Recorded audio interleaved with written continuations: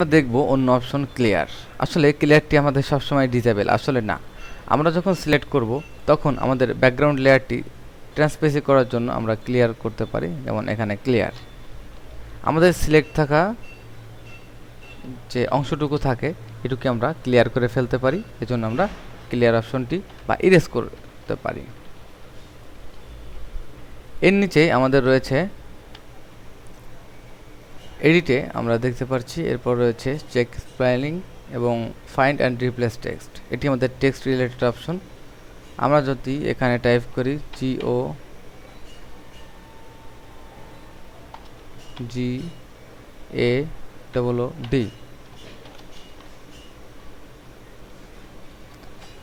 আমরা এখানে গুড যে ওয়ার্ডটি লিখেছি আমরা এখানে ভুল করেছি, এখানে আমরা চেক স্পেলিং, আমরা এখানে দেখতে পাচ্ছি যে অটোমেটিকলি এখানে চেঞ্জ টু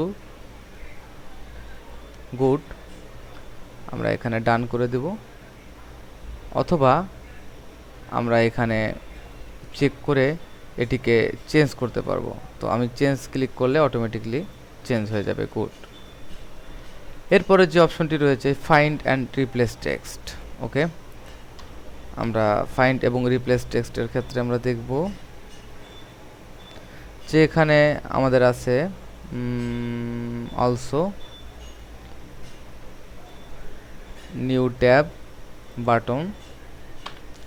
মনে করুন আমরা এখানে কিছু টেক্সট রেখেছি যেখান থেকে আমার ফাইন্ড এবং রিপ্লেস করতে হবে কোনো একটা ওয়ার্ডকে।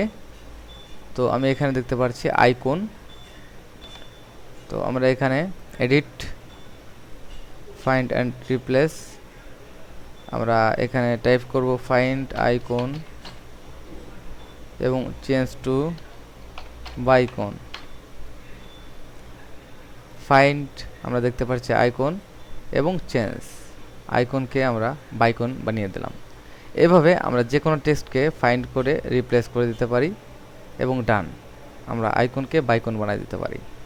তো ধন্যবাদ। আমরা নেক্সট যে অপশনগুলো রয়েছে আমাদের এখানে ফিল এবং স্ট্রোক, আমরা দেখেছি যে কিভাবে ফিল এবং স্ট্রোক আগে শেপ টুলে চেঞ্জ করি। আমরা এবার দেখব যে কিভাবে ফিল এবং স্ট্রোক কাজ করে।